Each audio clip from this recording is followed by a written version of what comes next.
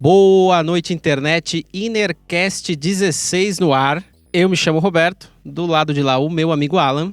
Olá. Do outro lado, meu amigo Fabio. Uma boa noite a todos. E no programa de hoje, o bagulho tá quente e você já sabe do que a gente vai falar. Tá escrito aí de baixo. Mas antes de começar, eu quero pedir a gentileza de, se possível, você nos seguir aí nas nossas redes sociais, Instagram e Twitter, que é o que a gente tem.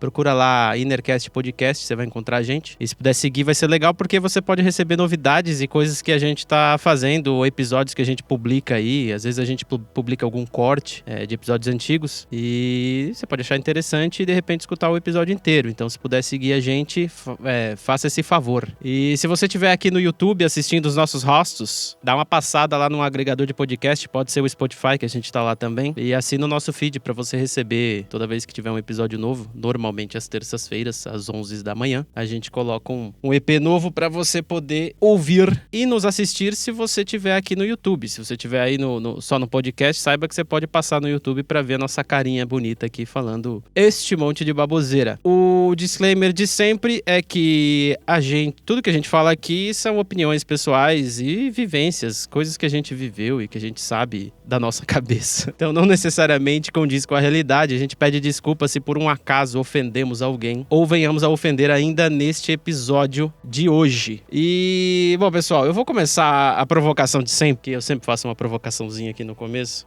ou sempre começo com alguma pergunta, porque é importante perguntar, porque quem pergunta sabe. Traçando uma linha de tempo aqui sobre um fato, e aí depois que eu terminar de traçar essa linha de tempo, aí a gente vai discorrendo sobre o assunto aí. Essa linha de tempo eu pensei uns trechos de umas notícias que eu achei na internet, e joguei aqui, e eu vou ler ele aqui e a gente vai depois discutir esse assunto aqui. E você que tá ouvindo, eu espero que goste, porque o bagulho tá louco, tá? Então vamos começar. O ano era 2007. O painel intergovernamental sobre mudanças climáticas, IPCC, se tornou uma das referências mais citadas nas discussões sobre mudança climática. O órgão da Organização das Nações Unidas, ONU, divulgou 4 capítulos que juntos formam um relatório completo sobre o aquecimento global hoje. Isso é 2007. O documento gerou tanta repercussão que, no fim do ano, o Comitê da Premiação do Nobel decidiu dedicar o honroso Prêmio Nobel da Paz ao IPCC, em 2007, junto com o ex-vice-presidente americano Al Gore. Pela primeira vez, os cientistas reunidos no IPCC demonstraram tanta confiança em que a mudança climática se deve à ação humana, sobretudo através da emissão de gases que causam efeito estufa. Os estudos publicados e analisados permitiram ao órgão qualificá-la como muito provável, ou seja, com mais de 90% de certeza. Ano 2008. Um documento encomendado pelo governo australiano, o Garnaut Climate Change Review, foi concluído em 2008 com um alerta importante.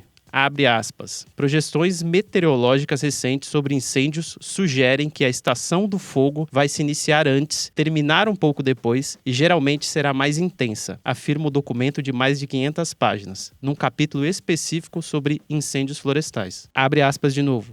Esse efeito crescerá com o tempo, mas deve ser diretamente observável por volta de 2020. Veja, o ano era 2008. Agora o ano é 2020, janeiro mais especificamente. Em 3 meses de crise, o fogo já queimou 5,9 milhões de hectares de mata. Destruiu 1.300 residências, matou 20 pessoas e queimou 1/3 da população de koalas na Austrália. Galera, eu tracei essa linha de tempo aí com essas informações pensadas. Inclusive, a gente vai deixar na descrição do vídeo e do podcast as matérias que eu encontrei essas informações, tá? Então, não tô falando da minha cabeça aqui. Eu pensei essa informação porque eu achei muito, tá muito na cara o que a gente faz com a ciência. A gente ignora pra caralho.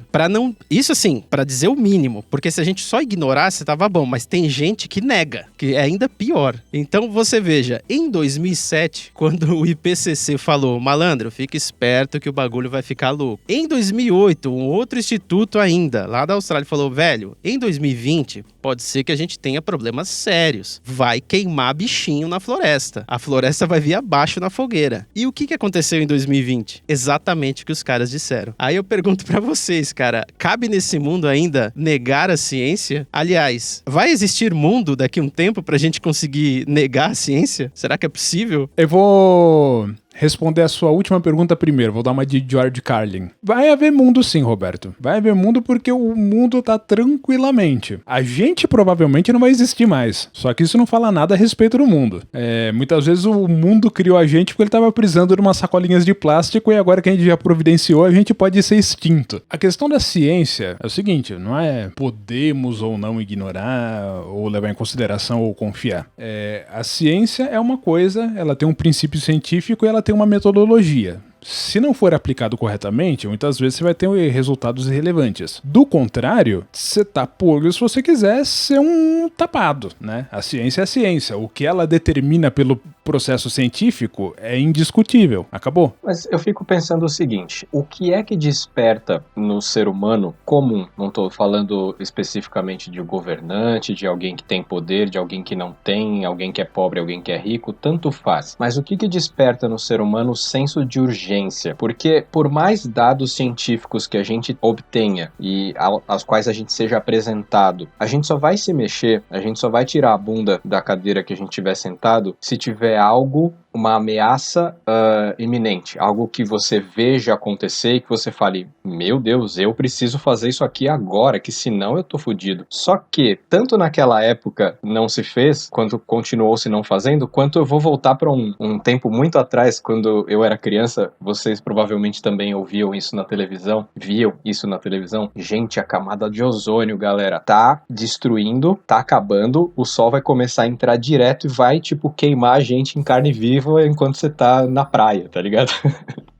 E aí, pessoal, meu Deus, a camada de ozônio, a camada de ozônio. Naquele momento, eu me lembro que houve um senso de alarme, ou de alarde, um pouco maior do que o que foi feito com a questão do aquecimento global que o Beto estava falando aí no começo. As pessoas ficaram meio, meu Deus, houve um sensacionalismo maior que pegou muitas camadas de pessoas e que começaram a ficar desesperadas. O que houve de fato de mudança em relação à constatação de que a camada de ozônio estava sendo afetada por gases, aí já, bom, enfim, CFC, gases do efeito estufa, eu não vou saber descrever e discriminar cada um desses tipos de gases nocivos à atmosfera, mas o que se fez foi que eu saiba, a indústria parou ou passou a usar menos até parar de usar o tal do CFC, clorofluorocarboneto, sei lá. Desde então, eu nunca mais ouvi falar da camada de ozônio. Eu nunca ouvi mais alguém falar assim, gente, nossa, a gente tem que parar com esse negócio e tal. Será que o problema foi resolvido ali? Será que só a diminuição no uso ou a eliminação do uso do CFC parou o tal do buraco na camada de ozônio e a gente parou de sofrer esses efeitos? Aí corta para 2020 de novo. O alarme que se tem agora também não deu nenhum efeito imediato. Agora a gente tá sentindo. O alarme que se deu, desculpa, cortando pra 2007, ninguém tava falando, não, mas aquecimento e tal, pode ter sido um verão um pouquinho mais quente e tal. 2020 o bagulho tá queimando. 2020 a gente tá tendo uma primavera que parece um verão misturado com inverno e não sei o que. Tá tudo muito louco e tá visível e tá perceptível. É tátil, a coisa é muito mais evidente. Ainda assim tem gente que nega, ainda assim tem gente que prefere fechar os olhos para isso. Então, o que tá faltando pra gente fazer alguma coisa? Então vamos lá, do começo. Você estava falando do lance da camada de ozônio, CFC, etc e tudo mais. Um problema imenso que a gente tem com todos os campos da ciência, não só isso, é a veiculação dessas informações acima de tudo, né? A forma como o jornalismo veicula isso e o sensacionalismo em cima disso. Porque, assim, é que nem campanha antidroga, né? Do jeito que eles vêm pra fazer a campanha, olha, vai acabar a camada de ozônio e você vai ser frito imediatamente como se fosse um raio laser vindo do céu. Não é isso que diz o estudo. Não é exatamente dessa forma, e a partir do momento que as pessoas, né, os leigos veem, olha, não está acontecendo isso que disseram, então ligo foda-se absolutamente. O lance de veicular descobertas e relatos científicos sempre foi extremamente falho, e as pessoas confiam menos na ciência por causa disso, né? Pô, mas essa semana ovo frito faz bem, na semana seguinte faz mal, então esses cientistas não sabem de merda nenhuma. É justamente porque aquele negócio, né? É que nem campanha antidroga, né? Você vai consumir alguma coisa e imediatamente você vai se tornar uma pessoa moralmente questionável e você vai morrer e você vai se viciar e a sua vida vai acabar. E quando as pessoas veem alguém usando e vê que não é nada disso, então dane-se. Mas assim, tem a questão da camada de ozônio. Com certeza, se você for ver o que realmente dizia o estudo, casos se confirmam, né, dos problemas em relação a isso, vamos dizer, há uns 60 anos atrás, você não tinha a mesma probabilidade estatística de desenvolver o câncer ficando o dia inteiro debaixo do sol como você tem hoje. E realmente, o problema ele deixou de ser tão urgente como ele era veiculado na década de 90, justamente porque deixou-se de utilizar os gases nocivos que se tinha antes, né? Hoje em dia, por exemplo, não tem CFC em nenhum tipo de spray mais. Então o negócio conteve um pouco e...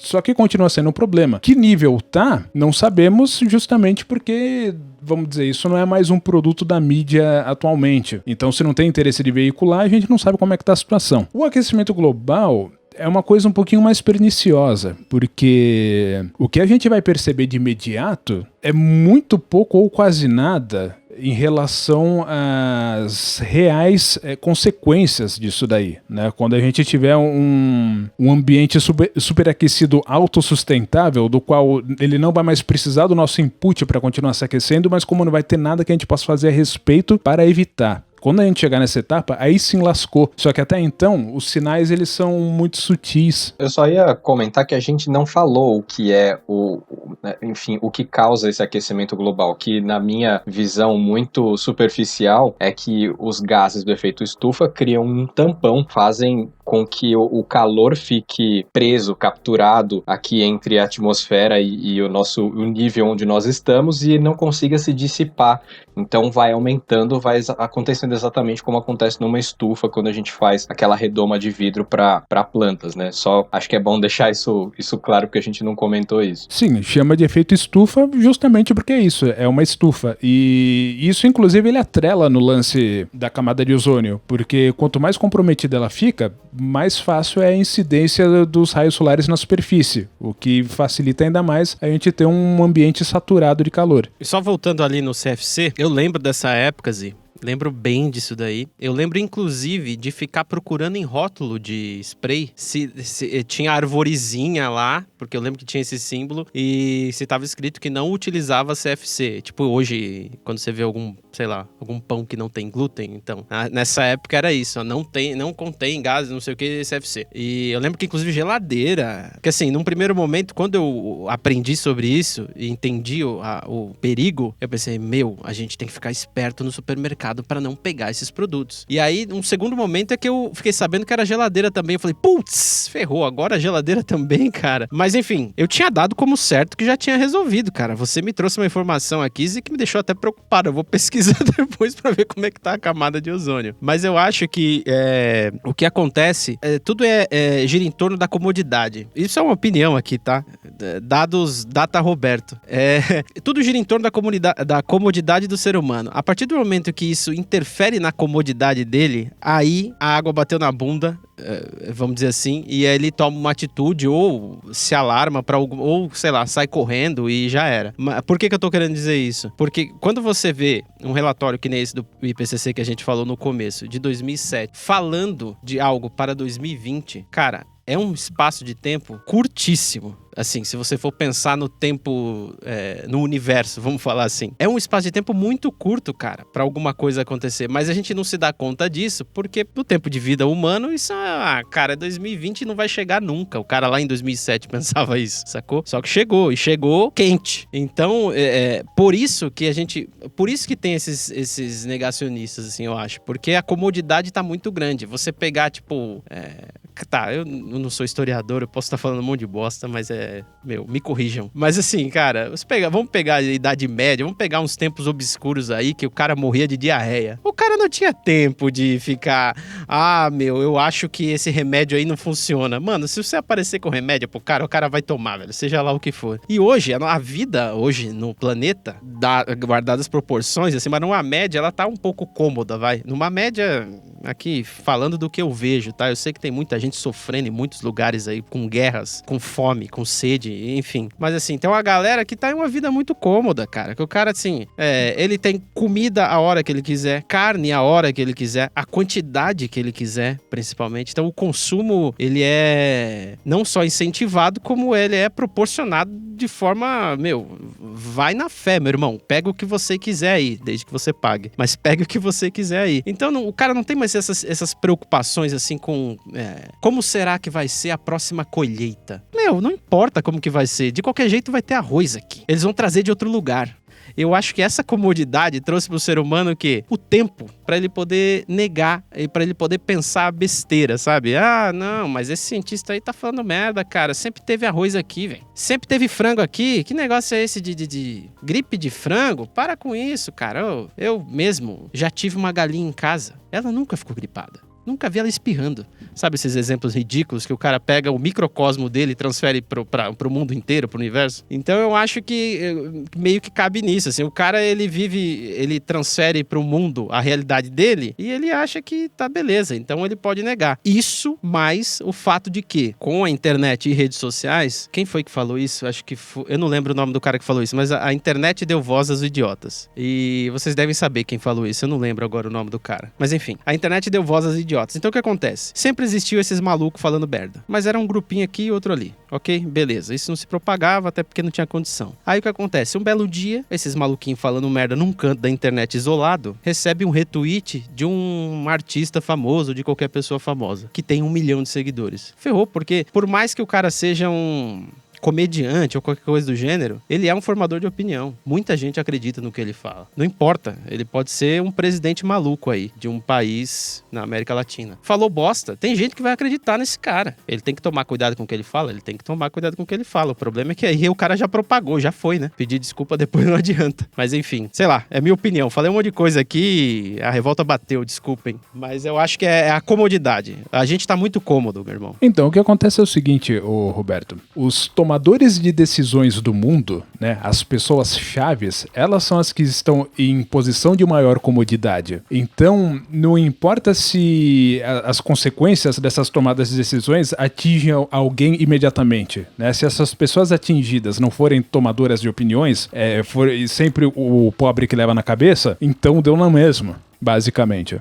O problema é que esses caras sempre vão estar nessa condição de comodidade, né? E o comodismo, assim, eu acredito que ele permeia muita gente, não só quem tá nas camadas de poder. Quando a gente pensa que o nosso padrão de vida e de consumo e de tudo mais não afeta todo o resto, quando a gente não para pensar na maneira como nós, pessoinhas aqui, formiguinhas no formigueiro, estamos conduzindo as nossas vidas, quando a gente pensa que isso não afeta nada no resto do mundo, a gente também contribui para essa mentalidade comodista. Mas voltando para falar um pouco de gente poderosa, né? Tô pensando mais ou menos quando esse alarme começou a acontecer de forma mais acentuada. Quem que estava em condição de tomar atitudes que pudessem, se não reverter, começar a mudar a figura do cenário mundial para poder proporcionar algum tipo de combate a esses acontecimentos, essas condições que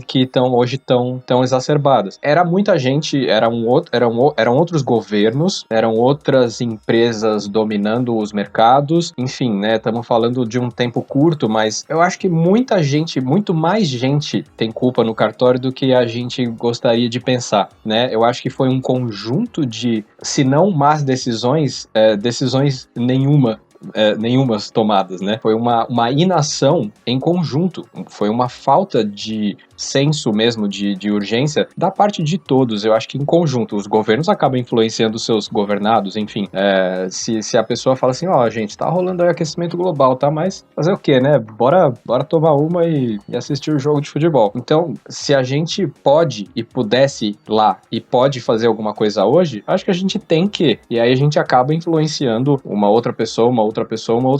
Agora, os poderosos é aquela coisa, né, cara? Você vai fazê-los mudar de opinião como? Se eles perceberem que que vai ser bom pro marketing da reeleição deles, eles vão começar a falar de aquecimento global. Se eles não perceberem, se eles não notarem isso como valor de manutenção do poder, eles não vão falar. E aí eu não duvido nada que não exista um cartel em torno disso, né? Porque se a gente fala de governância, não importa de que lugar do mundo, você tem que entender que antes de governantes, eles são lobistas de alguma corporação, porque todos eles são. Acabou, né? Isso é um fato inegável. E aí, do ponto de vista de grandes empresas, corporações, multinacionais, etc e tudo mais, o que está em evidência sempre, acima de tudo, é a maximização do lucro imediato. Então, os governantes, eles tendem a se alinhar com esse ponto de vista. Claro que, assim, sempre vai ter uma oposição que pode levantar questões do aquecimento global por uma questão de se opor a um governo atual que é conservador, por exemplo. Só que mesmo essas oposições, elas têm as empresas delas para prestar conta. Então, na hora de aplicar política efetivamente, não dá para você ser muito confiante de que alguma coisa vai acontecer. E aquele lance, quando a gente fala de aquecimento global, por exemplo, a gente tá tendo já anos atípicos, né? Aconteceu 2015, de repente em janeiro a gente tava com uma crise hídrica que ninguém nunca ouviu falar. E aí agora a gente tá com estações que não se parecem mais com nada do que elas efetivamente deveriam ser.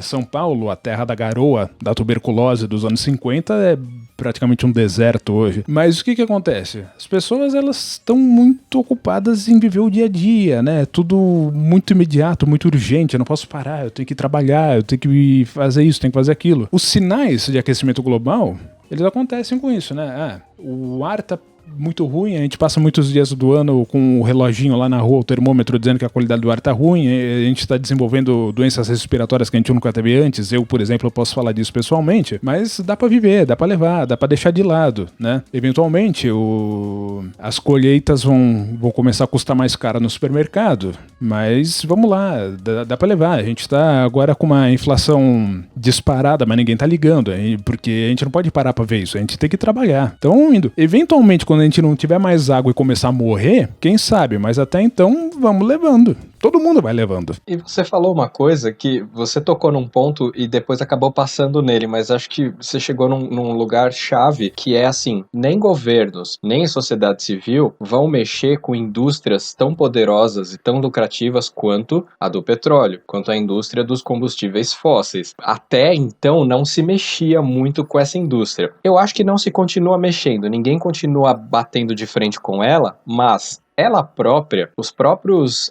industriais dos combustíveis estão começando como jogada de marketing, não é como com consciência ambiental nem nada parecido, a fazer uma transição muito lenta e gradual, mas muito gradual, quase não dá para perceber, em direção a fontes renováveis de energia para poder, enfim, movimentar veículos, usar máquinas de campo, de mineração, o que quer que seja, mas assim, o uso de energias alternativas que são mais limpas, que são mais sustentáveis. Tem empresa que já está vendendo, né? O carro elétrico é a salvação da humanidade, porque o carro elétrico você vai pagar aqui essa bucha e vai salvar o mundo. Então, vamos lá, começa a fazer dinheiro aí que você vai precisar comprar um carro elétrico no futuro. É isso que vai nos salvar? Tipo assim, é essa transição da indústria dos combustíveis fósseis para das energias renováveis? Veículos caríssimos de luxo movidos a eletricidade vão ser a nossa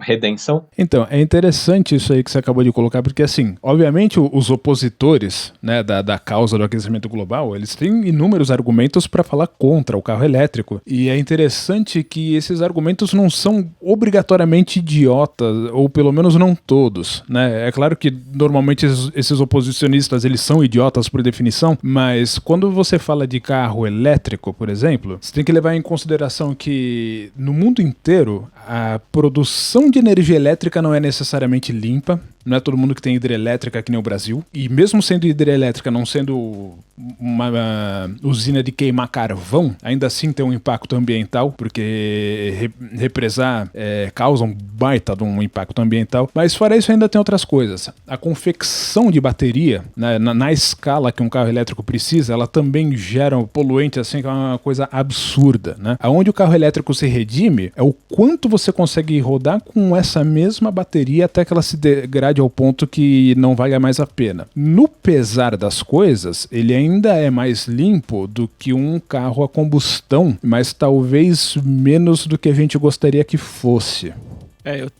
É interessante se você entrar nesse assunto, Zi, porque eu sempre tive essa dúvida. Até que ponto o carro elétrico ele é tão bom assim? O que eu tô querendo dizer é o seguinte: vale o investimento? Ou será que o ganho é tão pouco que você, eu gastei tanto pra ganhar só isso? Por enquanto não. Definitivamente deveriam haver subsídios. Exato. A indústria ainda é muito incipiente para poder se bancar a ponto de construir, fabricar carros em grande escala para que todo mundo comece a utilizar carros movidos a eletricidade.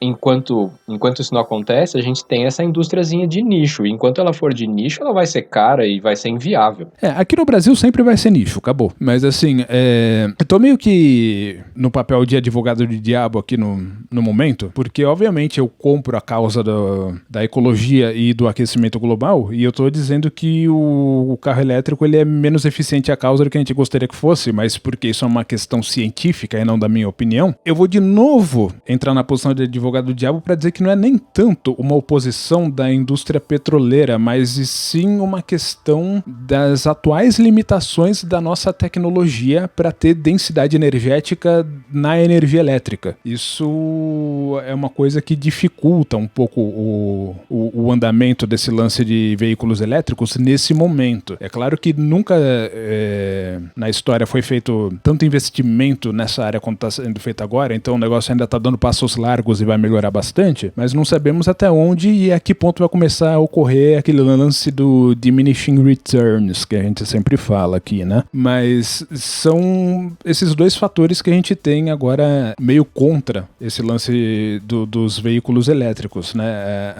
A limitação tecnológica que a gente tem no momento e o fato de que eles não são tão limpos quanto a gente gostaria que fosse. Do contrário, seria ótimo se pelo menos tivesse subsídio no mundo para ajudar todo mundo a fazer essa transição, essa migração, porque o motor a combustão, ele definitivamente é o grande vilão da humanidade que o consome agora. Não vou dizer do mundo, porque o mundo é uma rocha girando em torno do Sol. Tô falando da gente, né? Quem vai ser extinto em função do aquecimento global somos nós, não é... E assim, aquele triste fim. E eu tô tentando pensar numa coisa anterior ainda à questão dos combustíveis, do uso ou não de combustíveis ou de energia limpa nos veículos. Esse ano a gente teve pelo menos ali uma faísca no começo, né? A gente tá falando de pandemia, a gente tá falando de pra sempre agora, né? Estamos pandemia forever. Mas no início, ali nos primeiros meses da pandemia de Covid-19, começou-se a se divulgar umas notícias do tipo: você já olhou no céu? O ar tá mais limpo, porque as pessoas estão saindo muito menos de casa. Você parou pra ver como você passar num certo manancial, num rio, não sei onde, você vai ver peixes, porque as pessoas estão parando de ir na praia.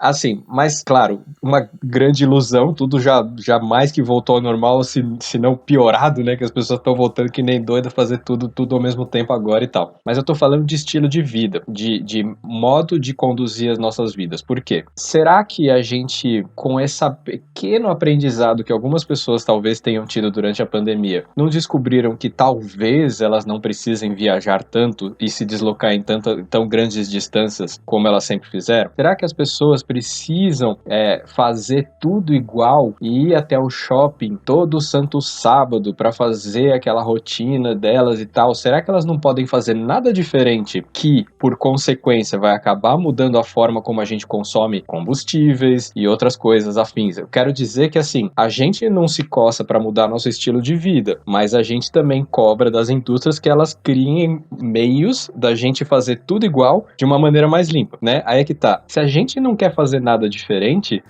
quem é que vai fazer isso por nós, sacou? Então, ó, a resposta da sua pergunta já veio há uns meses atrás, né? Tinha um estudo feito, acho que em 2018, 2019, alguma coisa assim, sobre aonde que a gente vai entrar no limiar conclusivo, né, de não ter mais um ponto de retorno desse lance do aquecimento global, quando o negócio descamba sozinho, não precisa mais da nossa ajuda e nem a gente pode resolver mais. E foi determinado, né, graças às inatividades novidades em relação a isso, que esse ponto limiar está muito mais próximo do que se podia imaginar, que é basicamente esse ano. Veja que legal, 2020 tá fantástico, né? E aí eu pensei assim quando eu li isso, pô, mas se era esse ano, então veio a calhar, né? Talvez um aspecto positivo da pandemia, porque todo mundo ficou em casa. Aí eu fui ler a respeito e disseram, olha, a projeção é que esse lance de lockdown vai ter um efeito irrisório sobre o esquema do aquecimento global. Então, tipo, a gente se fode de qualquer jeito, né?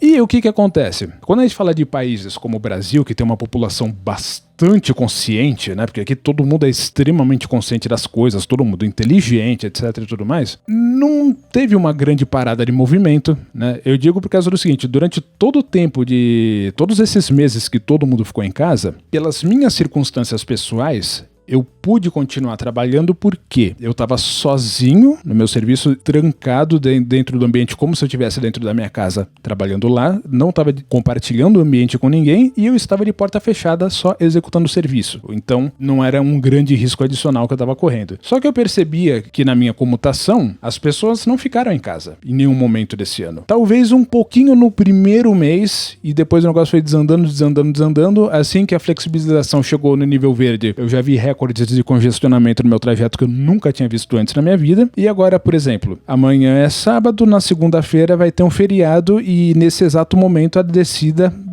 já está absolutamente congestionada, tanto na Imigrantes quanto na Anchieta. Então, assim, grande coisa, né? Tipo, não vai mudar nada. Para você que não tá em São Paulo, Imigrantes e Anchieta são rodovias que a gente usa para descer pra praia ou subir de volta para São Paulo. Então saiba você que tá trânsito, porque a galera tá descendo pra praia mesmo, pra curtir uma chuva na praia, porque parece que o clima não vai ajudar esse final de semana. Mas eu vejo, galera, de tudo que vocês falaram, que assim, a gente só vai conseguir mudar alguma coisa se a gente conseguir fazer um consumo mais consciente de qualquer coisa, de tudo. O nosso grande problema é o consumo. O consumo da nossa parte, que quer consumir a parada e não importa o que aconteça. Então a gente quer comprar cada vez mais e sempre, a todo momento. Tanto que assim, o lance de ninguém sair de casa, nossa, reduziu a emissão de poluentes, os carros estão parados. Cara, tá todo mundo em casa pedindo pra entregar coisa. Então, velho, tem alguém na rua dirigindo um veículo pra te trazer essa coisa.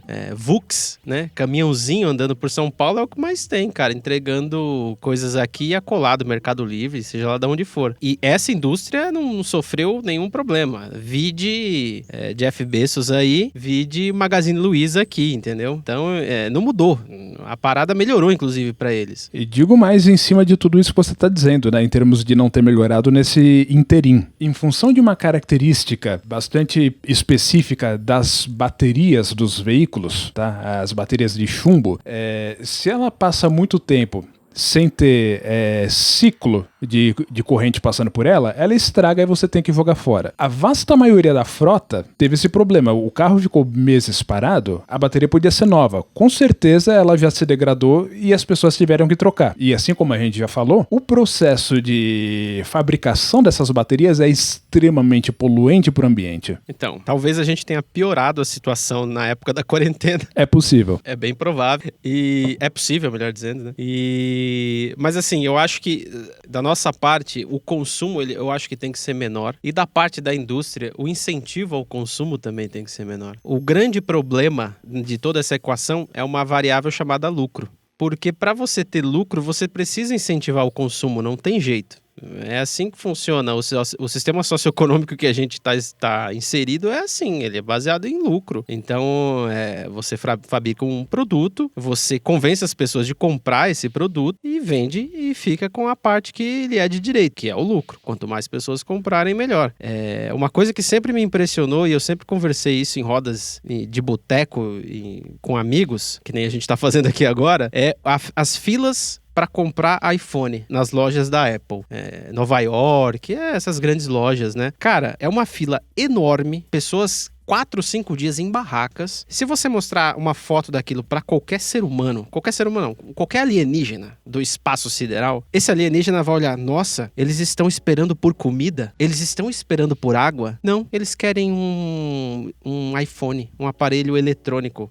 Nossa, e vai alimentá-los ou vai ajudá-los de alguma forma? Não, mas pra postar coisa no Facebook. Cara, isso é impressionante. E eu tô dando esse exemplo porque é o que tá na minha cabeça aqui, do poder que tem o hype, né? A propaganda em cima do consumo de um produto que, cara, não é essencial pra ninguém. Você não precisa de um iPhone para viver. Ah, não, mas hoje em dia o mundo é conectado. Ok, calma, mas você não precisa ficar numa fila, numa barraca 3 dias esperando o lançamento de um aparelho. Consegue ir numa loja qualquer e comprar um. Ou esperar pra depois, não sei. Mas assim, eu acho que o problema que a gente tem, além da comodidade que eu citei, é esse lance de você, do consumo mesmo e do lucro. Então, você tem toda a indústria te fazendo consumir cada vez mais. A gente acabou de ver aí o lançamento do iPhone 12, né? Que vai vir sem carregador, ele vai vir só o aparelho e o cabinho. E aí eu penso, cara, peraí. Será que ficou tão caro assim fazer um carregador? Não, cara, não ficou mais caro fazer um carregador. Deve ter ficado mais barato. Acontece que a margem de lucro aumentou. Todo ano ela tem que aumentar. Todo ano tem que se ganhar mais. E aí, cara, aí a gente entra nessa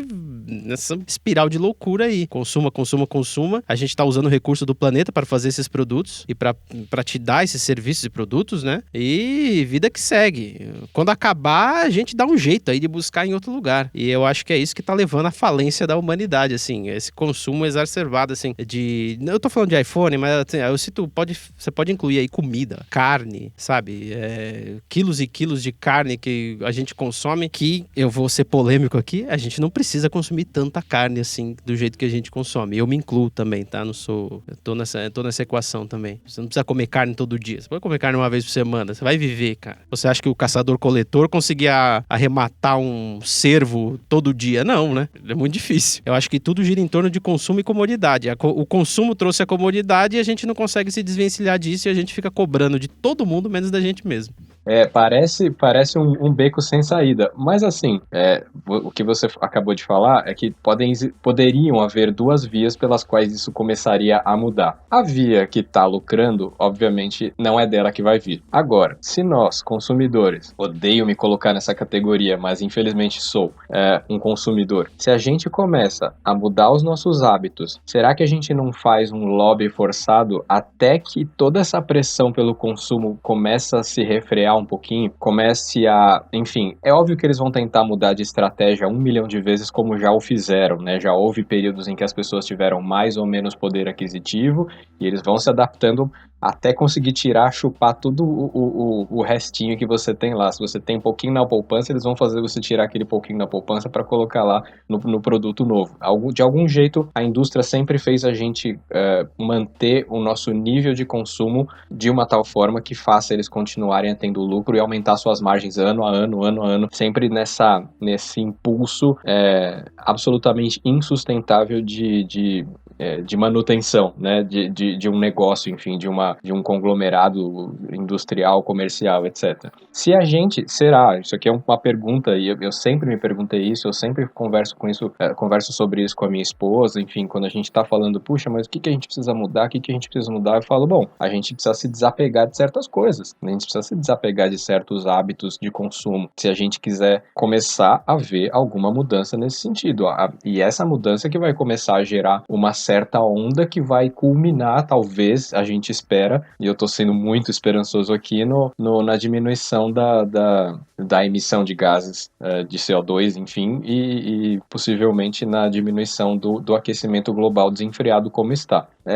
Tem que começar de algum lugar, e a gente precisa começar a dar o exemplo, né, para os nossos filhos, pelo menos. Eu só quero fazer um disclaimer, porque antes que vocês me entendam mal, cara, eu não tô falando do vendedor de pipoca, tá? Eu quero que ele venda muita pipoca, para ele poder se sustentar e sustentar a sua família. Eu não tô falando de quem usa mão de obra, ou de quem tem uma pequena empresa, um pequeno comércio. Tô falando de gente grande, tô falando de Apple, entendeu? É desse tipo de empresa que eu tô falando, que esses caras têm um poder de mover as massas que o Pipo pipoqueiro evidentemente não tem, né, cara? E aí eles acabam gerando esse hype em torno dos produtos e fazendo gente ficar na fila 3 dias pra comprar uma porcaria de um telefone. É um uphill battle, vamos dizer assim, né? Porque quando você fala de criar um lobby forçado pra salvar o planeta, olha só que coisa nobre, né? Basicamente isso requer que as pessoas, elas abram mão do próprio conforto imediato e paguem mais caro, né?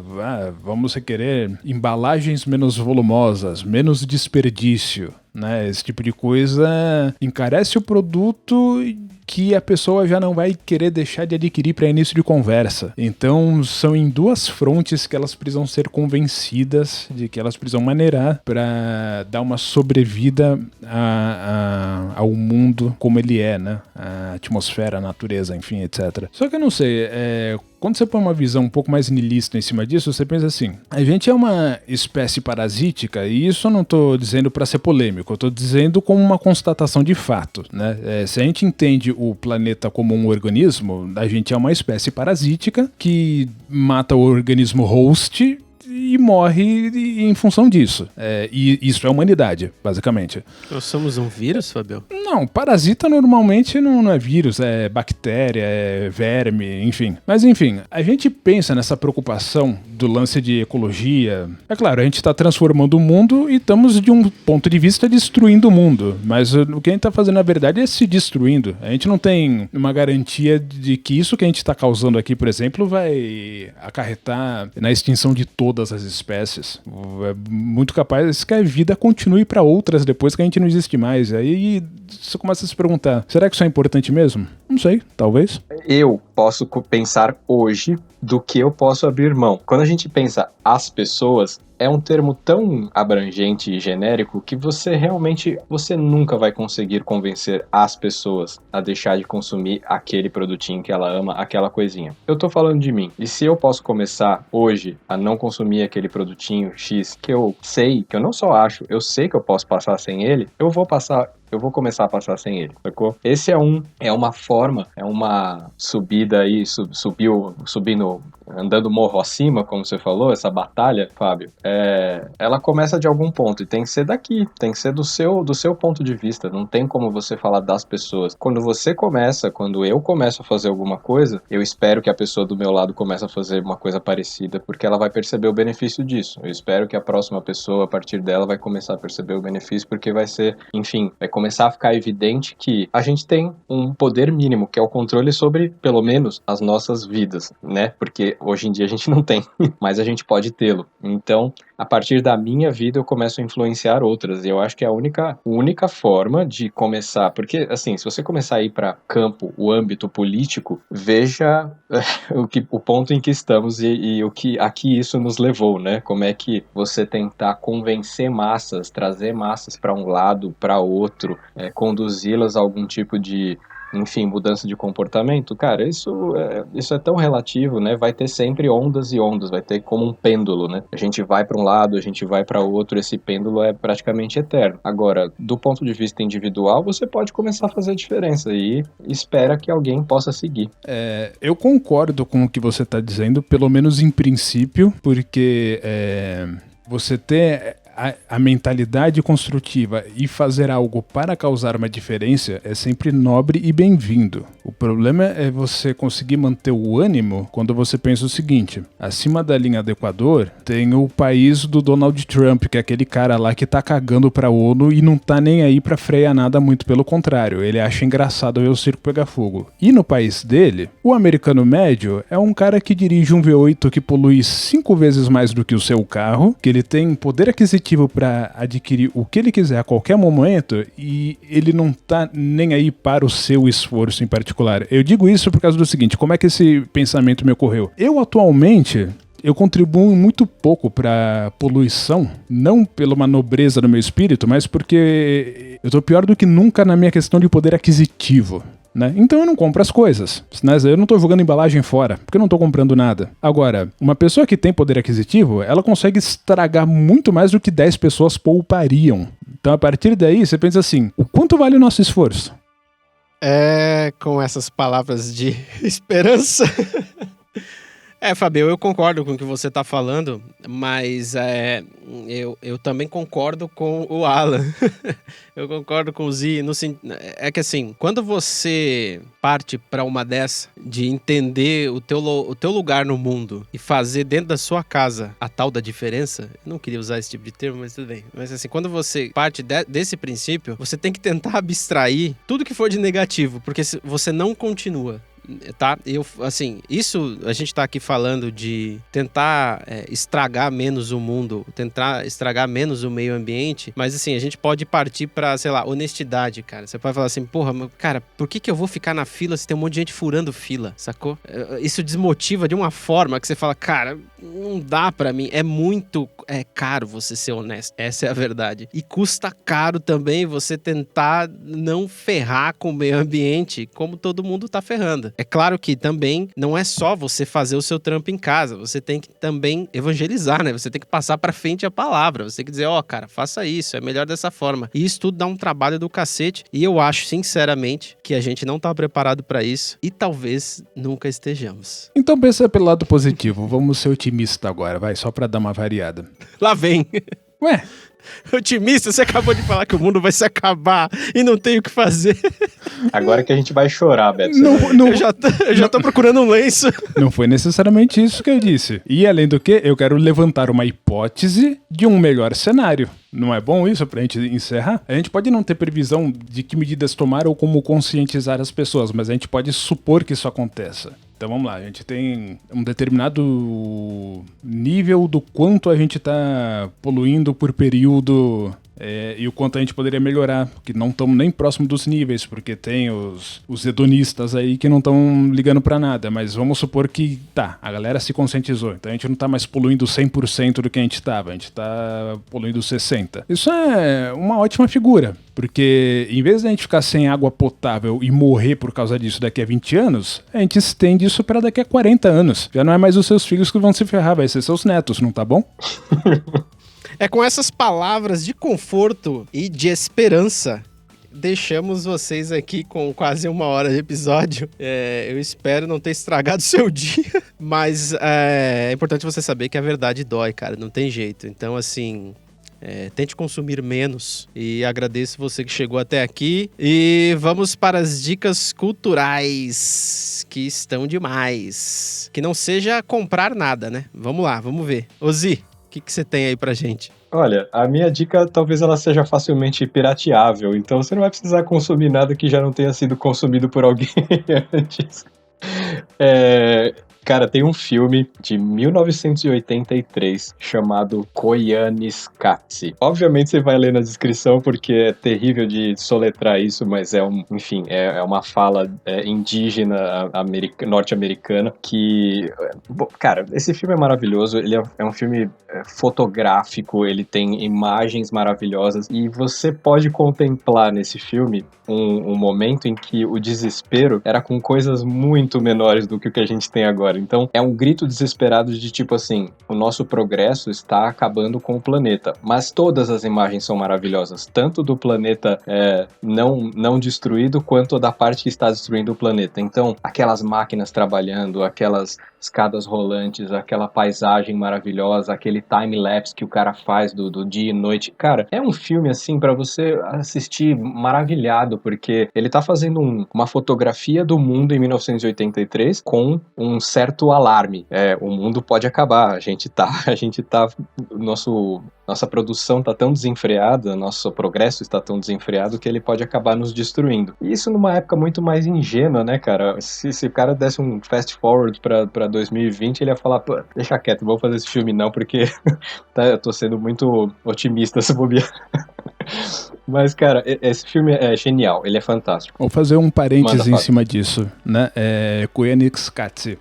A trilha sonora desse filme, composta pelo Sr. Philip Glass, é uma trilha fantástica, inclusive os arpejos de sintetizador, eles meio que casam com a imagem, com os prédios implodindo, aquelas coisas, é fantástico, e ela é uma extrema influência na música 001, que eu criei junto com o Z, e que foi o BGM de fundo do episódio anterior, e provavelmente vai ser o desse também, para que vocês possam ouvir e ter mais ou menos uma ideia do que eu tô falando a respeito.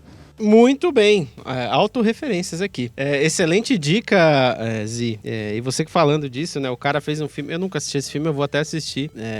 Um filme em 83, o que o cara tava preocupado, veja, 83, o cara tava preocupado com o meio ambiente e com a indústria destruindo o meio ambiente, que foi o que eu entendi. Velho, em 83 tava todo mundo com medo de morrer de bomba nuclear. Então esse cara tava com uma visão à frente do seu tempo aí, ele mandou muito bem. A gente vai deixar aí na descrição do vídeo e do podcast o nome certinho, porque eu não faço ideia de como se escreve isso, eu vou pedir pro Alan me mandar aí pra gente colocar lá na descrição. Excelente dica cultural. Eu vou passar a minha aqui e em seguida eu vou pedir pro Fabio dar aquele recado final. Vamos lá, a minha dica cultural, gente, envolve o consumo. Não tem jeito. Mas não vai ser filme, não vai ser livro, não vai ser nada. Eu vou indicar pra vocês uma loja. Uma loja que se chama Armazém do Campo. É uma loja que tem aqui em São Paulo, eu não sei se tem em outros estados.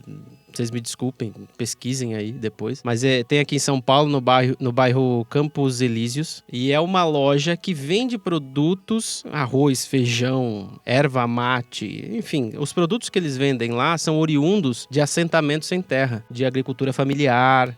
Então é de uma galera que não é indústria, sabe? Não é uma fábrica gigante, não é um latifúndio que alguém tem. Não, é uma galera que é agricultura familiar e é uma galera que realmente vive do seu trabalho. E eu acho uma boa, se quem puder conhecer, Armazém do Campo. Assim, para além de posições políticas, tá? Pense na questão de uma pessoa em algum lugar planta alguma coisa, colhe e te vende. Pensa nisso. Pensa no quão interessante é esse tipo de troca, entende?